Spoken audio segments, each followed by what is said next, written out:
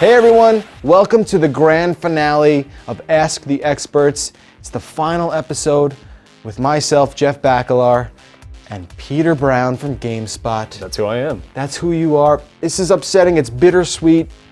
We're in the last sort of category. No, it's gonna be okay. Sorry. I have a feeling you and I are gonna be doing this again.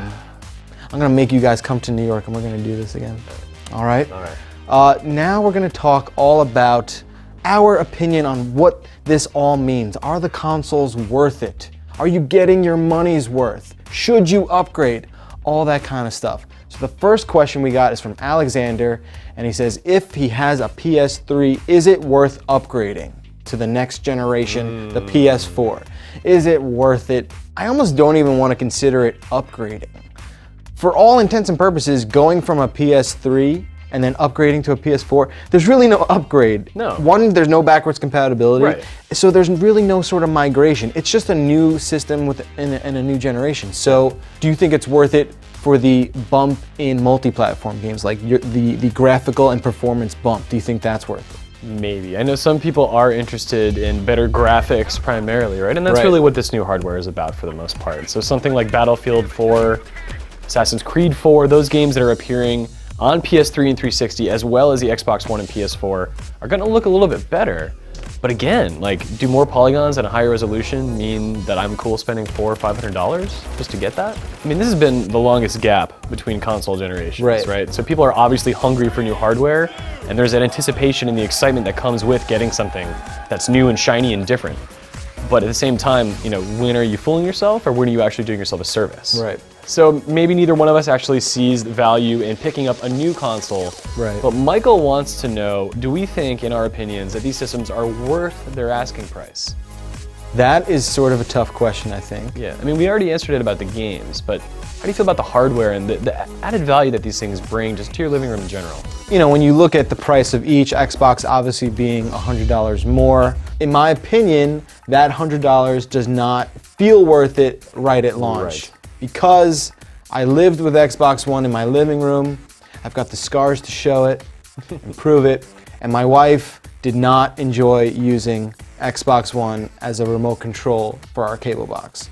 She watches a lot of HGTV. I didn't know that channel exists. It's all about fixing up houses and whatnot. You say Xbox, go watch HGTV, and it just doesn't know what to do.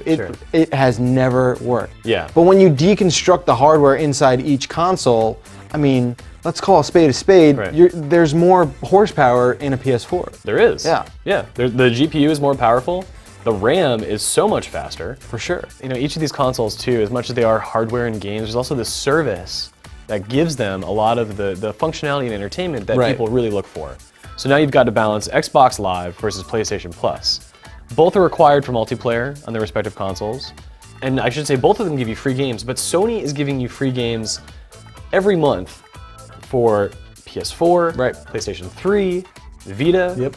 I mean, it almost doesn't stop. Like, if you remember, you just have a list of free games. But Xbox Live Gold is a hose job. I mean, let's be honest. The fact that you need to pay $60 a year to watch Netflix. That's not good. Mind-blowing that that's even still a reality. When you line them up and you look at what each sort of bullet point equates to, Xbox Live Gold really does feel like you're getting a runaround.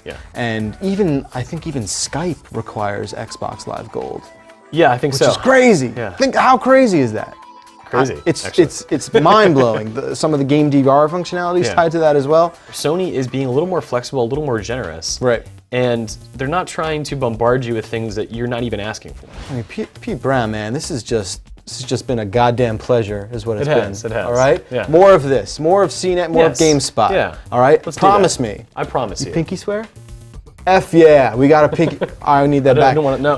You don't want to let go. I don't. How could you blame him? This has been fantastic, sir. Thank you so much for watching. Thank you for the questions. Hope you guys learned a lot. That'll do it for this round of Ask the Experts. I'm Jeff Bacalar from CNET. And Peter Brown from GameSpot. Thanks so much for watching, guys. We'll see you soon. Take care.